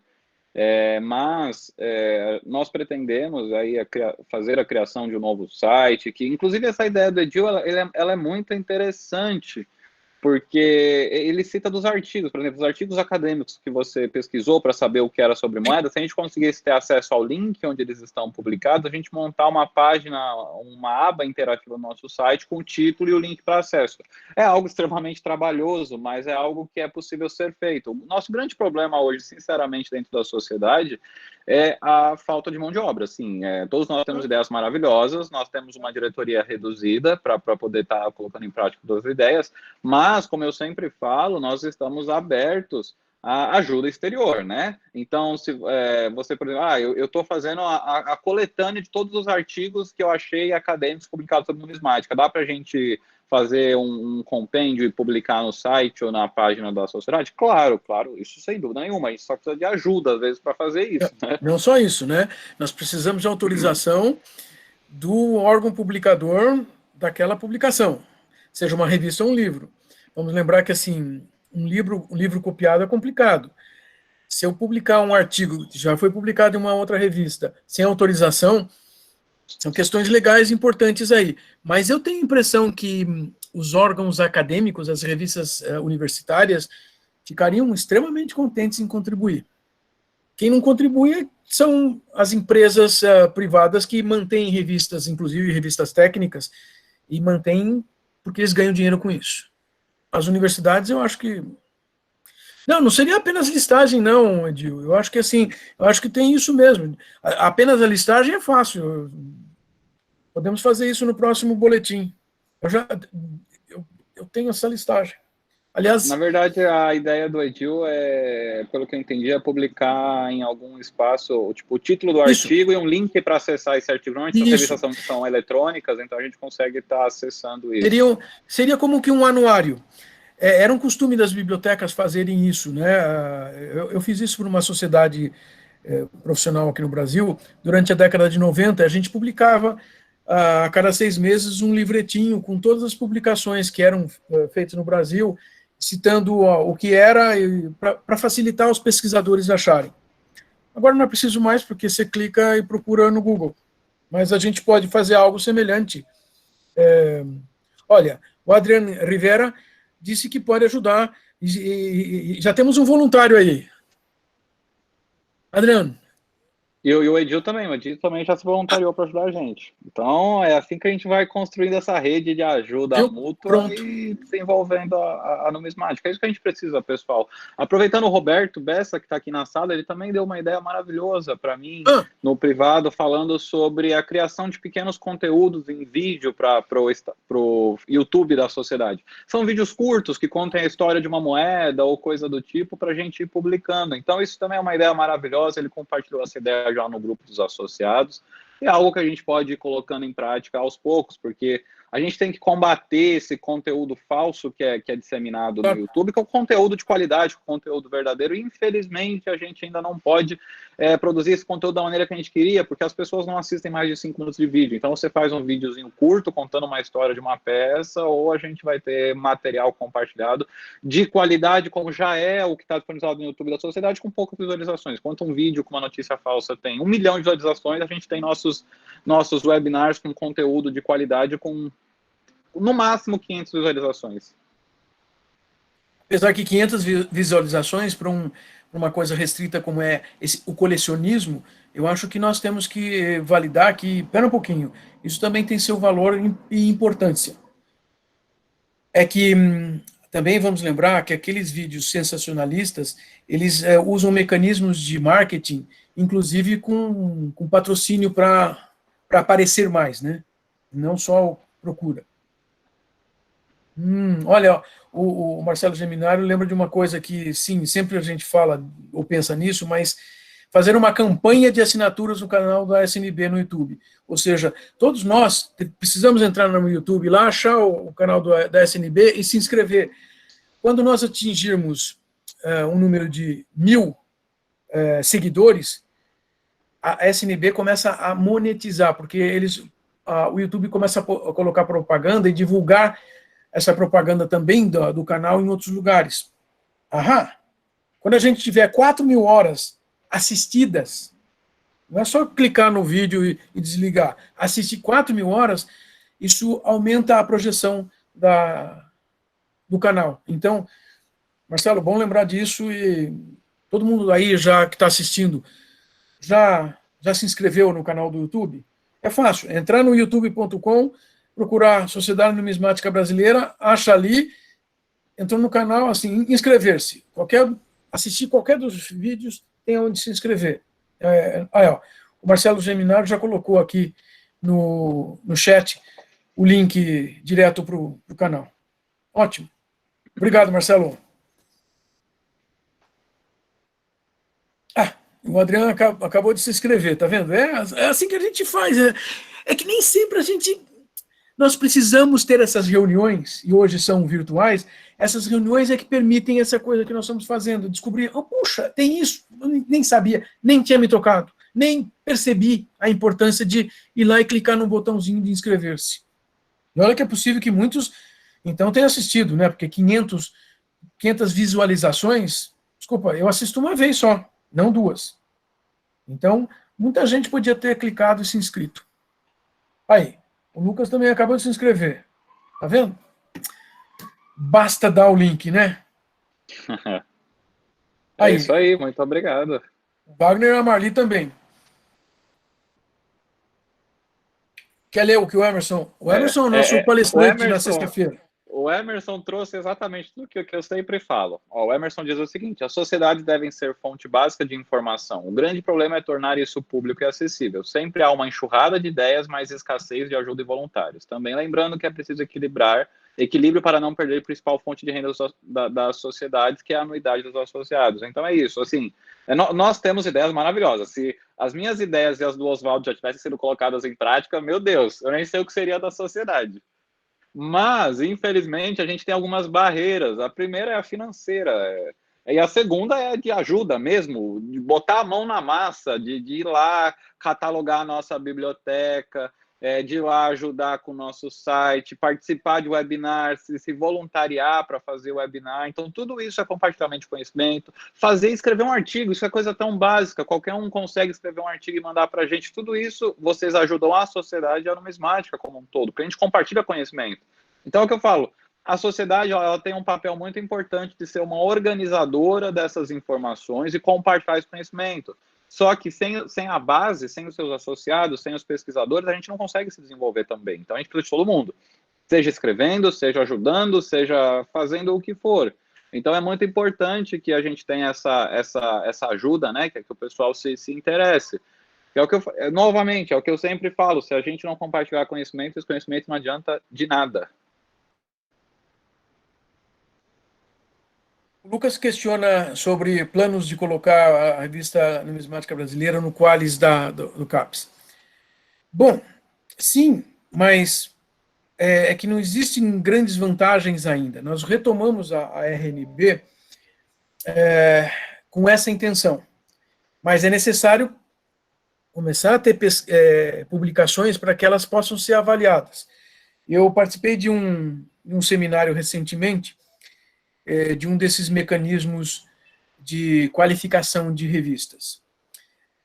Pois é, primeiro que assim, você faz o registro, não custa nada, hein? É só preencher tudo aqui, mas veja, vocês têm que mandar daqui para frente a revista física para a gente, ou se ela não for física, mandar o link, ou mandar o material. Tá, mas vai levar 2 anos, hein, essa avaliação. Que tal? E essas avaliações, elas também são bastante demoradas e complicadas.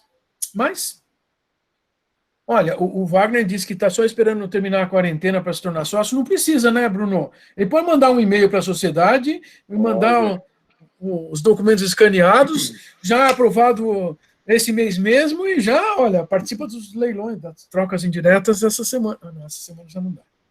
Essa semana já não dá, mas assim, um dos grandes benefícios que a gente tem trazido para os associados de outros estados durante essa pandemia é a realização das trocas indiretas de maneira virtual. Isso vai se manter, talvez em um pouco menor escala, já no ano passado, porque assim, esse ano provavelmente a gente vai realizar a troca indireta virtual até o final do ano, do jeito que as coisas estão indo, né? E quem tem interesse em se associar é só entrar no nosso site, snb.org.br. Lá tem a aba Associe-se, vai ter lá os documentos necessários e tudo mais. É só mandar os documentos por e-mail ou por correio que a gente já dá a entrada no processo de associação. E assim, mais uma coisa, esse ano, como a gente já passou de junho, o valor da anuidade está em somente R$200 para esse ano. Aí ano que vem, claro, volta ao valor normal da anuidade cheia, mas para quem entrar esse ano vai pagar só R$200. Então, já escreve aí, direto para a SNB, já pega o material. O Gilberto Tenor nos lembra que, assim, o problema sempre foi a ajuda de voluntários. Todo mundo. Gilberto, assim, eu entrei em 84 e eu fui secretário do Dr. Wilson. E esses sempre foram problemas. E ainda bem que nós temos secretárias hoje para fazer o mínimo da burocracia, porque antes nem isso a gente tinha, não é? Ou seja, de novo, mão de obra é uma coisa complicada. E, sim, olha, eu vou contar uma coisa para vocês. Eu adoraria não precisar trabalhar e ficar o dia inteiro na biblioteca da Sociedade Numismática, mexendo na biblioteca, cuidando, digitalizando. Nossa vida, eu ia aprender tudo o que eu queria de numismática. Mas o voluntariado implica nisso, exige tempo. Todos os diretores são voluntários. Eu sempre penso assim, uma das coisas mais difíceis que os diretores fazem, e sou sincero nisso, é cuidar das trocas indiretas. É passar uma quantidade enorme de horas, desde antes até o depois, e resolver uma série de problemas que sempre acontecem, porque, faltou isso, esquecemos aquilo, isso aqui, era aquilo lá. É dedicação, são horas e horas, todas as semanas. Todas as semanas. Mas que bom que a gente tem essas pessoas participando de uma maneira tão importante. Mas quem quiser participar, vamos lá. Agora, talvez, até mesmo com essa questão de internet, muitos de vocês estão assistindo aí, podem ser voluntários, sei lá, fazer alguma coisa desde suas casas. Ainda não sabemos o que, mas talvez vocês tenham ideias. Fazer, não é dar ideia. Ajudar a colocar em prática, né? Dar ideia desde que ajude a colocar é maravilhoso. Mas, pessoal, alguém tem mais alguma dúvida, alguma questão, ou a gente está caminhando para o encerramento? De toda forma, amanhã nos vemos, quinta-feira nos vemos e sexta-feira nos vemos. Amanhã temos 2 palestras especiais. O Paulo Barroso quer saber quando vai ser publicado no YouTube o O webinar de oitavo número 8. webinar. Novamente, quem faz a edição dos vídeos do webinar é um associado, o Gregório, que é um trabalho voluntário, e assim, ultimamente tem estado um pouco ocupado e ele não conseguiu fazer essa edição dos vídeos ainda, mas assim que ele conseguir editar os webinars, a gente vai publicar todos. Já tem alguns na fila aí, a gente está com acho que uns 4 webinários atrasados, além de todas as palestras essa semana. Então, quando entrar, vai entrar de enxurrada conteúdo lá no YouTube. Mas, novamente, é um trabalho voluntário e a gente tem que contar com a participação, assim, com a disponibilidade dele, né? E ele ajudou a gente até agora e assim que ele tiver disponibilidade novamente, ele vai ajudar, continuar ajudando e a gente vai continuar disponibilizando o material lá no YouTube. E agradecemos ao Adriano, que está no Amazonas, e vamos entrar em contato, que nós precisamos da sua ajuda aí. Vamos ver o que você pode começar a fazer aí, tá vendo? Ele está com a câmera ligada. Se vocês quiserem ligar a câmera. Bruno, vamos pedir para todo mundo ligar a câmera para a gente tirar uma foto? A gente tem que fazer uma selfie para colocar no Facebook. Quem quiser ligar a câmera isso. pode ligar, fica à vontade. Vamos todo mundo. Aí. Ô Bruno, você dá um print screen aí? Dou. Vamos lá, vamos ver quem está aparecendo aqui. Blá, blá, blá. Ok. Tá todo mundo aparecendo. Você está vendo? Tô. O Giovanni apareceu de lado. Ele tá no... Olha, mas o legal é fazer uma selfie mesmo, de verdade, né? Porque assim, sempre nos cursos e coisas assim, a gente sempre fez uma selfie. E como é que a gente faz uma selfie? A gente tem que pegar... A selfie com a tela. Claro! Valeu, pessoal. Muito obrigado pela participação de vocês aqui hoje e conto com a presença de vocês amanhã, hein, nas nossas palestras de amanhã. Valeu. Muito obrigado a todos. Nos 5 minutos antes de começar, nós vamos pondo vocês para dentro da sala. Obrigado para vocês. Até amanhã. Ótima noite para vocês. Obrigado, presidente. Grande abraço.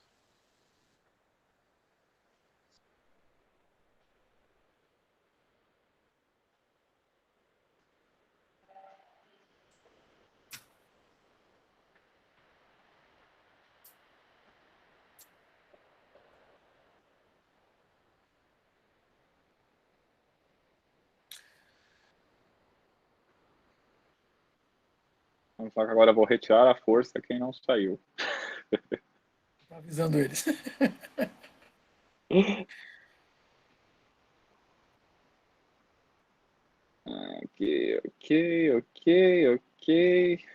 Até a Marcela, lá Pronto. de Salvador, assistindo. Só sobrou você. E estava o Carlos Gandolfi também. Tava. Foi bom, muito bom, parabéns. Olha, saiu legal, porque no final das contas, assim, nem sempre... Assim, 2 pessoas falando ao mesmo tempo, às vezes fica bagunçado, mas eu acho que a gente conseguiu fazer de uma maneira tranquila. Não, foi muito bom. Bom, amanhã, então, o link que você que está disponibilizado para amanhã, eu posso dirigir a reunião, ou tenho que pegar algum acesso, ou tenho que entrar pela SNB.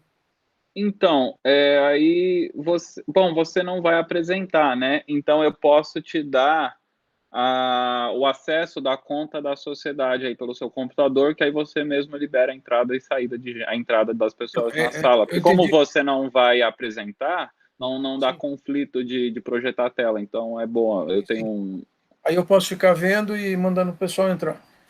Isso. Ele controla a entrada e saída da sala. Olha, foi tranquilo. Mas é que também é assim, né? Mais uma horinha. Ainda que assim, eu dei uma corrida aí no conteúdo, porque É muita coisa, né? A gente falou de muita coisa, mas foi bom, foi excelente. Daria para ficar falando um montão. Mas isso é bom para chamar a atenção.